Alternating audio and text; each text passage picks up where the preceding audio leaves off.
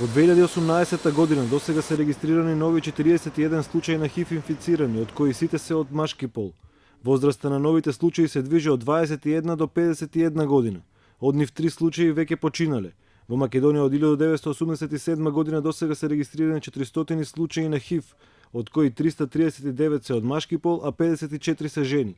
Докторите од клиниката за инфективни болести предупредуваат дека иако во изминатите 17 години бројот на починалите од ХИВ инфекција се намалува, сепак има тенденција на пораст на бројот на инфицирани. Проценка е дека се уште имаме релативно висок процент на луѓе кои што живеат непрепознаени, а имаат инфекција на ХИВ програма од ХИВ вирусот, и во таа смисла ги повикуваме сите на бесплатните испитувања на клиниката за инфективни болести, кои што се одвиваат максимално дискретно, а се со цел рано откривање на болеста. Директорката на клиниката за инфективни болести доктор Милена Стевановиќ вели дека во 2018 3350 лица направиле бесплатно и доверливо тестирање за ХИВ, а во моментов на клиниката на третман се 217 пациенти.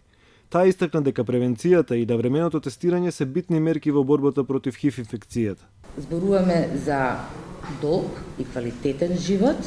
Тоа е последица од едно успешно лекување, но пред се лекување кај луѓето ваквиот успех се постигнува пред се кај оние луѓе кои се навремено тестирани и навремено им е откриена ХИВ инфекција.